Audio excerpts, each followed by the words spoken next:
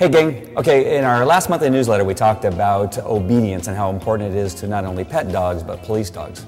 You know, obedience is a cornerstone to just about everything we do in police work, whether it's tactical, public relations, if we are simply trying to gain information from either a victim or a witness of some sort or from the primary officer at a crime scene. We don't necessarily want our dog running around like crazy at the end of our leash and we're trying to control him while we're trying to talk to somebody. But where obedience is important, obviously, is in the control of our police dog. In other words, if our dog is sent after somebody and then once we realize that the person's either given up or quite possibly even worse, it turns out to be the wrong guy, and you realize that about after 30 feet the dog's gone and you need to get him back, you want to be able to call him off if the unfortunate were to happen. I know when I was a handler, I had a search I was doing. I did the search, most of it online. As I sent my dog around a series of bushes, I realized that I wasn't be able to get him to search the entire bush line due to the circumstances of fences and some other stuff. I had to hook him off or take him offline and send him through off leash. As he came out the other side, he lost sight of me, but he found a woman carrying a bag of groceries who was hurrying from her parked car in the carport to her apartment and trying to get there before one of our perimeter officers stopped us. That was not the suspect we were looking for. We were looking for a male, and here we have a woman in a dress running with groceries. My dog spotted her as I sent him out to search, and he gave chase. As he was about 10 feet away, I fortunately at that time, probably mostly due to the blood-curdling scream that came out of my mouth, was able to call him back.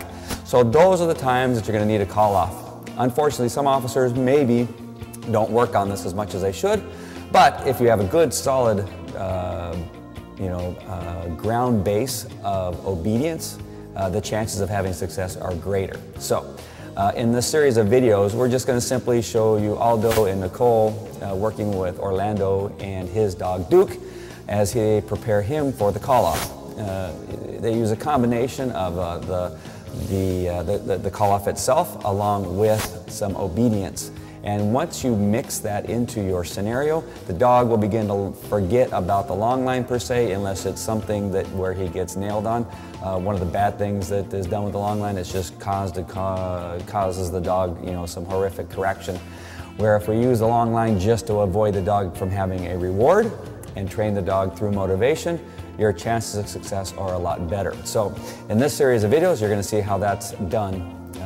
And we not only utilize the simple call-off part of it, but also throw in some obedience. In other words, a down and a sit, backing away from the dog as he's in a stationary position, calling him back to us, walking forward in a heel position, stopping and downing him, and then sending him out. So it's more about having control under extreme circumstances as opposed to just simply doing a send and a call-off. All right, so hope you enjoy this series. We're not going to put a lot of effort into describing everything that's going on because you're going to be able to see exactly what it is I'm talking about. So make sure and get out there and do your obedience. Throw some of these scenarios into your regular training and you should be okay. All right, talk to you later. Bye. No, here! No, here! Fast, fast, fast.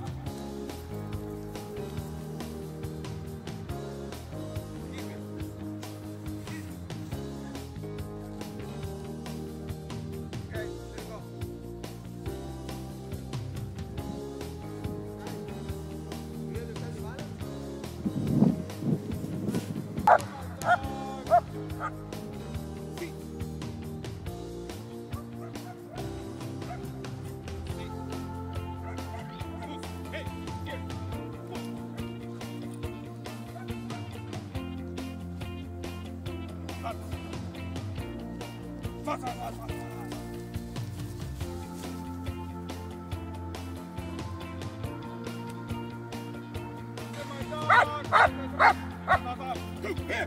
No! Here!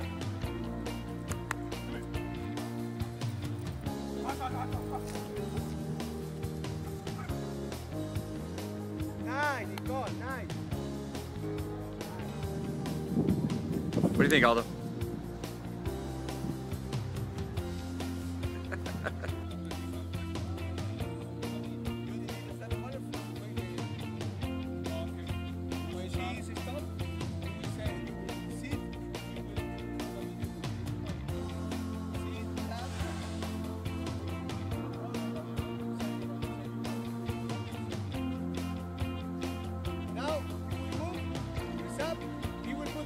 obedience, we would say when he send the dog, you run.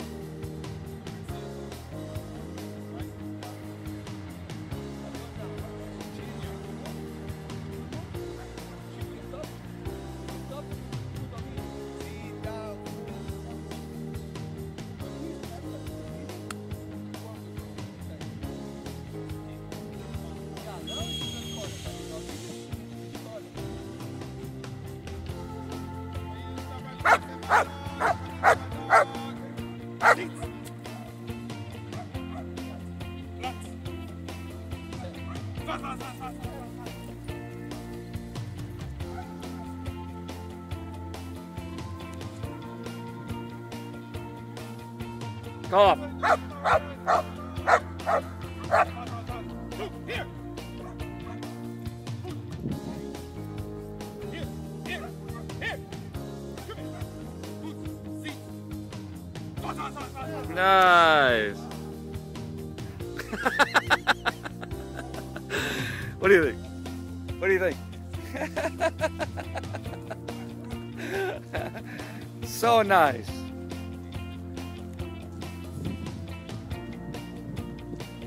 All right, Orlando, you can go home now. Goodbye.